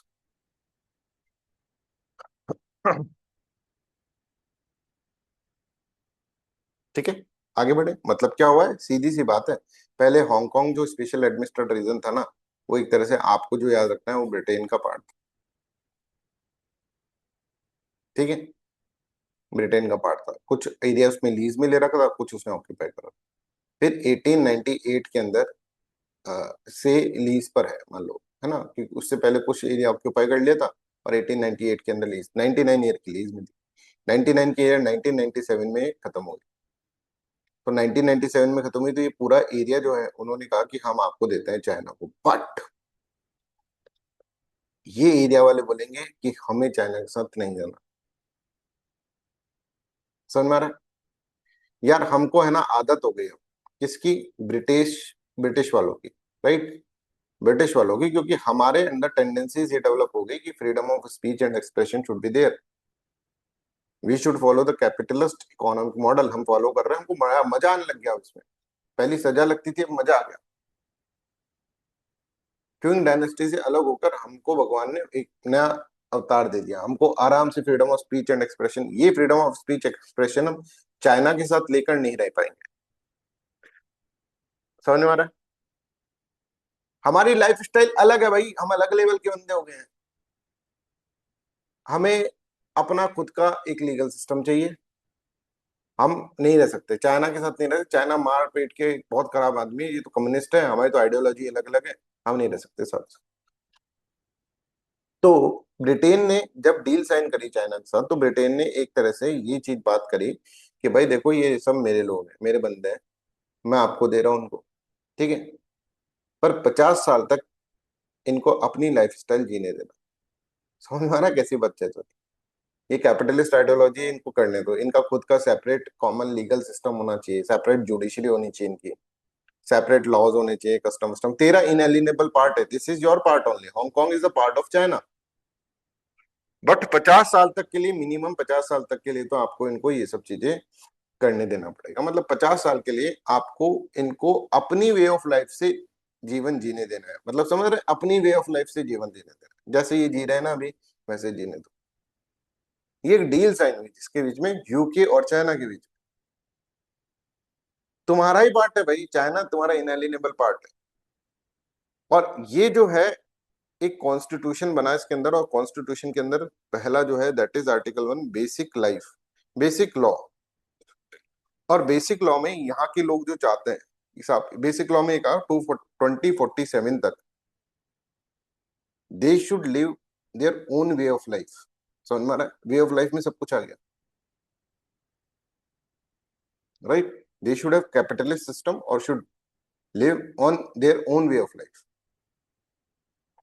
तो यहां पर देखो, this is known as special administrative region, ये चाइना का स्पेशल एडमिनिस्ट्रेटिव रीजन है। देखो, New Territories was return to China as a special administrative region. China को कभी भी कोई ऐसा ऑफर देता है ना, चाइना कहता है पहले ले लो, ऑफर ले लो, फिर बाद में कर लेंगे काम। जैसे तिब्बत के अंदर करा, तिब्बत के अंदर चाइना ने क्या करा, चाइना ने कहा ठीक है तिब्बत को, इनर तिब्बत आउटर तिब्बत कर लेंगे, अभी हमारे में कुछ दम भी नहीं है, अभी हम लड़ भी नहीं सकते ब्रिटिश इंडिया के खिलाफ। 1949 में 1949 1914 के अंदर उसने इस तरह का हाँ कर दी। पर 1950s आते आते चाइना को समझ में आ गया अब हम पावरफुल हो गए, और 1950s के अंदर वो जो इनर तिब्बत वाला कॉन्सेप्ट था वो कर दिया खत्म, कोई इनर तिब्बत नहीं, आगे चलकर पड़े। वैसे यहाँ पर उन्होंने कहा एक बार ले तो लेते हैं, बाद की बात में देखेंगे, राइट। तो यहाँ पर देखो, under one country two system arrange, तो आपसे ऐसा बोल देंगे कि Hong Kong recently in the news, ये इसको इसको स्पेशल एडमिनिस्ट्रेटर रीजन बोला जाता है, जिसमें one country two system arrangement है, तो एक्सप्लेन दिस सिस्टम। और इससे हांगकांग के अंदर प्रोटेस्ट क्यों हो रहा है, और चाइना का इसके ऊपर क्या रिएक्शन, और जियो पॉलिटिक्स के ऊपर इसका क्या इम्पैक्ट पड़ेगा, एक ही क्वेश्चन सबको ठूस देंगे। और लिखो 15 नंबर में 250 वर्ड्स के अंदर, यही ट्रिक है आंसर राइटिंग की, यही करना है आंसर राइटिंग के अंदर, यही सीखना है कि दिमाग में पॉइंट्स हैं 1000, और 1000 पॉइंट्स ही लिखने तभी नंबर आएंगे। पर लिखने किसी में 250 वर्ड्स के अंदर, तो क्या करूं, करूं तो करूं क्या, बोलूं तो बोलूं क्या। एक काम करो ऐसे कर दो, एक काम करो ऐसे कर दो, एक काम करो ऐसे कर दो। अब ये चीजें क्या है, टेबल बनाओ, ये बनाओ, ये करना ही पड़ेगा, ये इनोवेशन तुमको आंसर राइटिंग में करना ही पड़ेगा। पर ऐसा जब बना दिया ना, तो फिर ऐसा वापस मत बनाना, कॉपी में ये सूरज ही बनता बनता रहेगा, नहीं तो ऐसा बना देना, कुछ टेबल बना देना, ये इनोवेशन करने हैं। वो डायग्राम बना के समझा दो, कुछ मैप बनाकर समझा दो, ये देखो ये चीज इस तरह से समझा दी, क्योंकि लिखने सारे हैं, मार्क्स नहीं आएंगे नहीं तो। यही तो है, लिखने सारे हैं पर लिमिटेड स्पेस और टाइम के अंदर। यही है वे ऑफ आंसर राइटिंग भाई। यूपीएससी की जो वे ऑफ आंसर राइटिंग है that is completely different than your university way of answer writing, then your college way of. Sir college में हमने बहुत आंसर राइटिंग करी, तो मैं क्या करूँ, चार डालू उसका।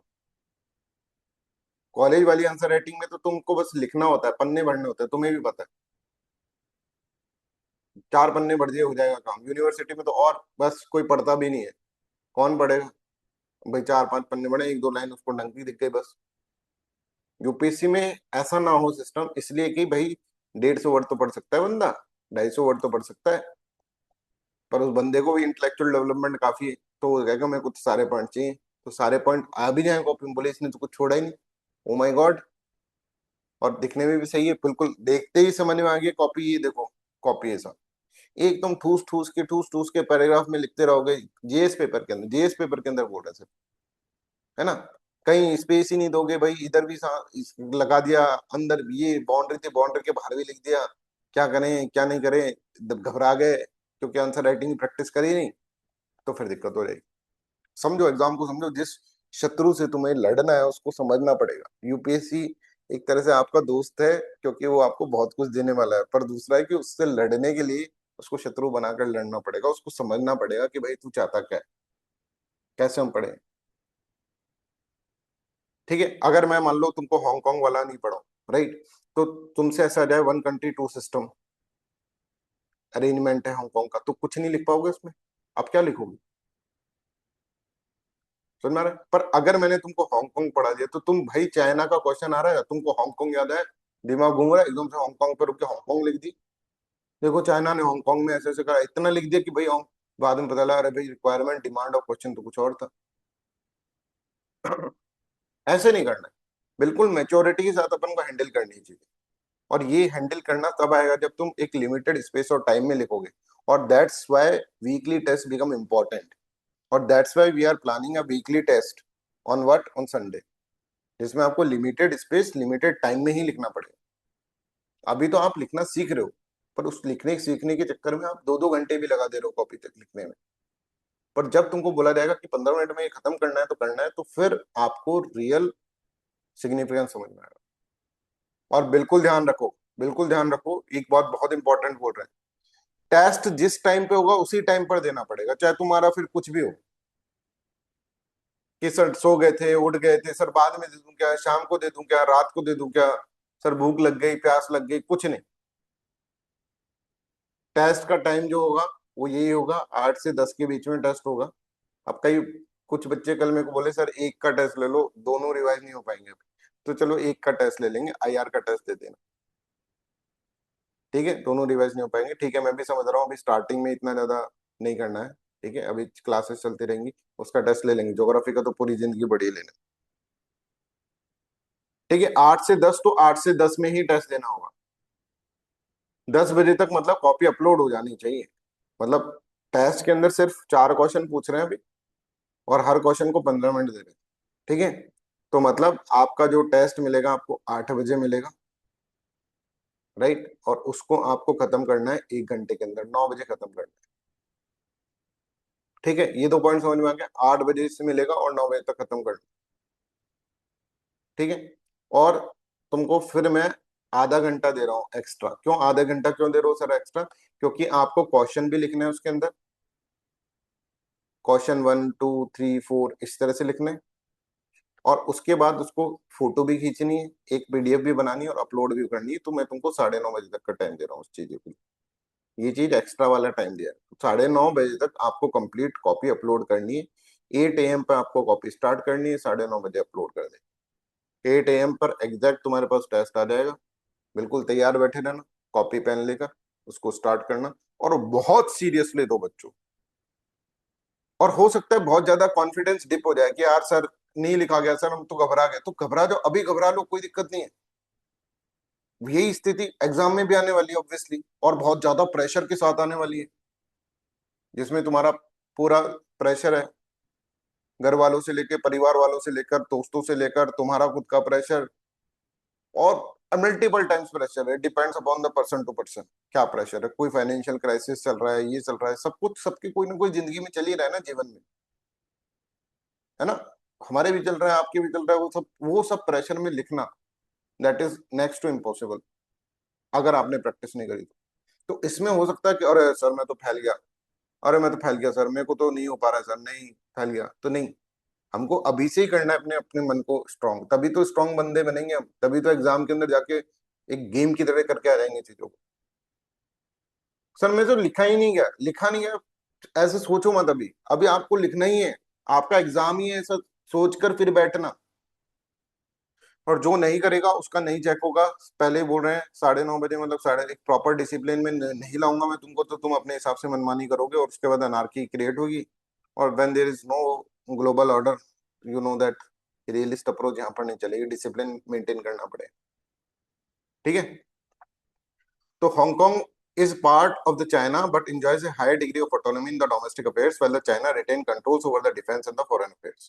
हांगकांग ने क्या बोला, क्या क्या चीजें इसको दी, बेसिक लॉ के अंदर ये चीजें दी है, कैपिटलिस्ट इकोनॉमिक सिस्टम रहेगा, कोई बात नहीं भाई, कोई टेंशन नहीं तेरे, ओन करेंसी अपनी खुद की करेंसी है इसकी, हांगकांग डॉलर, इस separate common law legal system will be there, legislature executive तेरे खुद के, इंडिपेंडेंट जुडिशरी है तेरी, separate custom immigration and taxation system, right and the freedom, सब कुछ तेरे पास इस तरह से है, freedom of speech, expression, assembly, religion, association, ये सब हमने तुमको दे रखा है, ठीक है।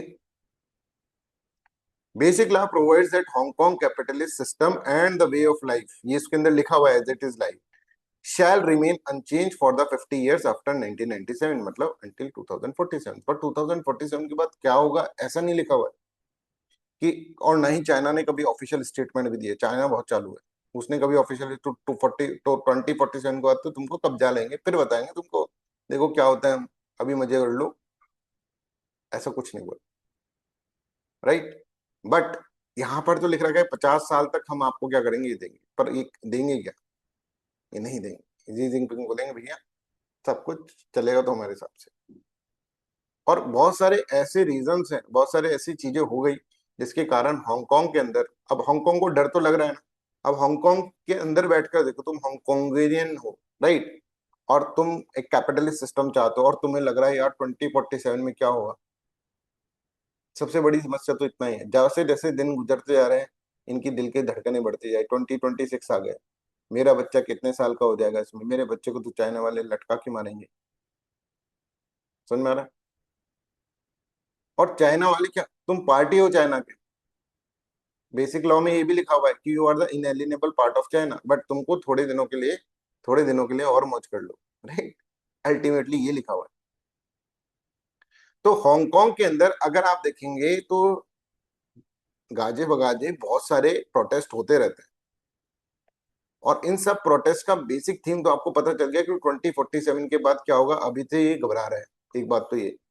दूसरा, चाइना ऐसे तो इनको अपनी वे ऑफ लाइफ जीने दे रहा है, पर चाइना शांत नहीं बैठ रहा है। चाइना बार बार में, क्योंकि कंट्री इसकी है, राइट, बार बार में इनको पिंच करता रहता है। जैसे यहाँ के लीडर्स को ब्लैकमेल कर दिया, यहाँ के लीडर्स को पैसे लेकर यहाँ की पॉलिटिक्स जो है वो कर दी, यहाँ की क्या खुद की है, इसकी चाइना की। सर मेरा अपना बंदा बैठा दिया यहाँ पर, लीडर खुद इलेक्ट करो, बंदा हमारा बैठेगा। समझ में आ रहा है?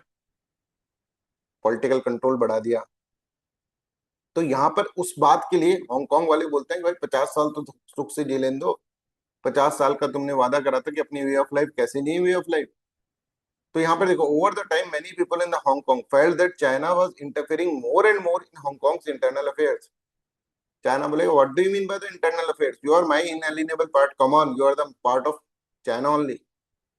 पर ये बोलेंगे 50 साल तक तो they believe that Beijing was influencing the selection of Hong Kong's leaders, reducing democratic participation, increasing political control, limiting freedom of speech and the press, weakening judicial independence. And as a result, many people felt that promises made in 1997 were being diluted well before 2047। ये तो 2047 से पहले की बात है, बाद में तो क्या करेगा ये।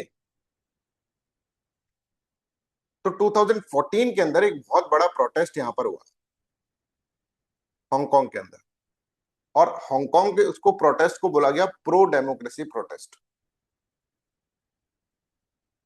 और that was against all this tendencies of China only. ठीक है, I hope this is clear to everyone. तो यहाँ पे इस प्रोटेस्ट के अंदर क्या हुआ, ये देखो, इसको बोला गया अम्ब्रेला मूवमेंट। और अम्ब्रेला ये लेकर इसलिए जाते थे क्योंकि जो पुलिस है इस प्रोटेस्ट को रोकने के लिए स्प्रे करती थी, ठीक है, कभी पेपर स्प्रे कर दिया, ठीक है, मिर्च, लाल मिर्च वाली स्प्रे है ना, पूरी तरह से कुछ कर दिया, पानी फेंक दिया, तो ये छाते को आगे कर देते थे। तो उससे इनका नाम अम्ब्रेला मूवमेंट पड़ गया। तो Umbrella movement was a pro-democracy protest in Hong Kong, triggered by the Chinese descent to allow the election of the Hong Kong's chief executive only from the candidate approved by Beijing। ठीक है, तो ऐसा ये protest हो गया। तो many Hong Kong resident believe that it undermine the promise of genuine universal suffrage, कि leader जब यहाँ से आएंगे तो फिर हमारा क्या मतलब। तो protesters occupied major streets nearly 79 days, using umbrella to protect themselves from the police pepper spray, right, which gave the movement its name. Although the protest did not achieve electoral reforms, they become a symbol of Hong Kong struggle. फिर क्या हुआ, फिर China ने एक यहाँ पे anti extradition, एक extradition bill sign करा, ठीक है, हांगकांग की गवर्नमेंट के साथ चाइना ने, जो कि खुद की है इनएलिनेबल पार्ट है, एक एक्स्ट्राडिशन ट्रीटी साइन करी। और एक्स्ट्राडिशन ट्रीटी का मतलब क्या है कि हांगकांग के अंदर कोई भी लोग अगर मान लो चाइना के अगेंस्ट कोई एक्टिविटी करते हैं, तो हांगकांग की गवर्नमेंट कैन से दैट कि भाई चाइना तुम अपने लॉ के हिसाब से इनको ट्रीट करो, ये इसको इधर दे देगी, चाइना की तरफ दे देगी। ठीक है, तो उस बिल के खिलाफ एंटी एक्स्ट्राडिशन प्रोटेस्ट हुआ। पुरानी बातें इसलिए इसको इतने डिटेल में नहीं पढ़ा है। 2019 में जब मैंने पढ़ाया था तो उसके ऊपर बहुत सारी चीजें पढ़ाई थी, क्योंकि वो बहुत ज्यादा न्यूज में था। अभी तो Hong Kong government introduce the fugitive offenders and mutual legal assistance in the criminal matter legislation bill 2019, commonly known as the extradition bill. The bill would have allowed the criminal suspect in the Hong Kong to be extradited to the mainland China for the trial. Trial वहां पर होगी। तो अब यहाँ पर कहेंगे कि सारे प्रोटेस्टरों को चाइना खुद के लॉ के हिसाब से ट्रीट करेगा, ट्रायल करेगा। तो people oppose that Many Hong Kong residents fear that independent judiciary system guaranteed by the Basic Law would be intertwined. Political dissidents, journalists, activists, and the businessmen could be extradited to the mainland China. The bill would weaken the one country, two system principles. Civil liberties and judicial independence would be eroded. ठीक है, तो सबने इसके अंदर इस तरह से करा, फिर लास्ट के अंदर हांगकांग गवर्नमेंट को हटाना पड़ा bill. I hope this is clear. Hong Kong government के अंदर जो बंदे बैठते हैं वो भी चाइना के ही बैठते हैं ना, क्योंकि तो उन्होंने बिल साइन कर दिया। फिर चाइना ने अभी एक हांगकांग नेशनल सिक्योरिटी लॉ बनाया, चाइना ने खुद का लॉ बनाया, aims to safeguard national security by criminalizing secession, subversion, terrorism and collusion with the foreign forces। किसी का भी अगर तुम्हारा फॉरेन फोर्स, क्योंकि चाइना हमेशा इसके अंदर कहता है कि ये तो जैसे इंडिया के अंदर भी कोई प्रोटेस्ट होता है तो गवर्नमेंट की साइड से या फिर गवर्नमेंट के जो भी सपोर्टर्स हैं, गवर्नमेंट के स्पोक पर्सन है, वो कहते हैं कि ये तो अमेरिका करा रहा है प्रोटेस्ट, ये अमेरिका का चाल है, ये इसका इसमें फंडिंग अमेरिका की हो रही है। जैसे अभी कॉकरोच जनता पार्टी है तो उसके अंदर इस तरह से बोला जा रहा है। अरे हर प्रोटेस्ट को अपना किसान का प्रोटेस्ट हुआ था, फार्मर्स प्रोटेस्ट, तो उसमें वैसे हो, वैसे ही हर जगह ऐसे होता है। ठीक है, तो चाइना वाले भी बोलते हैं कि हांगकांग के अंदर जो प्रोटेस्ट हो रहे हैं ना, that is funded by the America. America trigger कर रहा है, पर और कहीं ना कहीं बातें सच भी होती हैं। देखो अमेरिका करता ही है ऐसा, है ना। अमेरिका का एक एक one of the foreign policy ये भी है कि वहां पर ट्रिगर कर दो कुछ ना कुछ। ईरान में भी करने की कोशिश करी थी, पर ईरान के अंदर कर नहीं पाया था स्टार्टिंग में। वार से पहले देखना ईरान के अंदर प्रोटेस्ट होने लग गए थे, तो फिर उसने वार करने का रीजन ये होता था कि वो ईरानियन को बचाने के लिए थे। वो कितना फेक सा लगता है ना सब कुछ, कि मतलब बोल के कैसे कि ईरानियन को बचाने के लिए इतना जुल्म हो रहा है तो मेरा दिल पसीज गया तो मैं उसके ऊपर बम गिराऊंगा, ईरानियंस के ऊपर ही बम गिराऊंगा। राइट, ऐसा हुआ था, अगर आप लोगों को थोड़ा सा आप फॉलो करते हो तो। China maintain that the law was necessary to restore stability following the 2019 protest. इतना प्रोटेस्ट हुआ तो अब बाहर के फंडिंग एलिमेंट तो हम इस तरह का लॉ बनाएंगे। ठीक है, हाउएवर मैनी कंट्रीज ने कहा कि ह्यूमन राइट ऑर्गेनाइजेशन ने, प्रो डेमोक्रेसी ग्रुप्स ने कि ये भाई ये प्रोटेस्ट गलत है, one country two system framework वाला जो प्रोटेस्ट है वो गलत है। मेनली ये रीजन है, अगर हम देखें तो ट्रिगर इफेक्ट्स हैं, ये मेनली ये रीजन है। Many Hong Kong residents are concern about what may happen after 2047 when the 50 year guarantee, अभी जो 50 ईयर गारंटी में इतना सब कुछ कर रहा है तो इसके बाद क्या होगा, is scheduled to end. They fear that Hong Kong's high degree of autonomy may be reduced with closer integration into the mainland China's political and legal system। ठीक है, I hope this is clear. तो ये China के बारे में अभी तक जो बेसिक डायमेंशन थे ना, ये चाइना के बारे में अपन ने कंप्लीट करी। अब एक दो डायमेंशन और भी हैं चाइना की, राइट, वो अपन इसके अंदर करते हैं कवर। ठीक है, जैसे उगर मुस्लिम और इनकी डायमेंशन है, but before that we will start India China relation. ठीक है, इंडिया चाइना रिलेशन को खत्म करके दो तीन पॉइंट्स और है उसकी चाइना की, वो अपन कवर कर लेंगे। फिर उसके बाद नई कंट्री अपन स्टार्ट करेंगे। तो India China relation is going to start from tomorrow. ठीक है, कल से अपन ये स्टार्ट करते हैं, जिसमें सबसे पहले हम सबसे इंटरेस्टिंग 1962 वॉर विद, राइट। ठीक है, I hope this is clear. तो that's all for today's class, thank you so much. और अभी अपन इंडियन एक्सप्रेस की क्लास स्टार्ट करते हैं। ठीक है, कितने बज गए टाइम? ठीक है, तो 9:35 हो रहे हैं, तो 10 AM पे करते हैं। तो आप थोड़ा सा रेस्ट कर लीजिए, फिर 10 बजे अपन ये क्लास स्टार्ट करते हैं और इंडियन एक्सप्रेस के अंदर आर्टिकल्स पढ़ते हैं। ठीक है, फिर मैं आपको होमवर्क दूंगा, होमवर्क आपको करना है, इंडियन एक्सप्रेस का होमवर्क करना है, फिर शाम को क्लास होगी, राइट। वैसे ही पैटर्न अपन फॉलो करेंगे, राइट। तो that's all for today's class, thank you so much.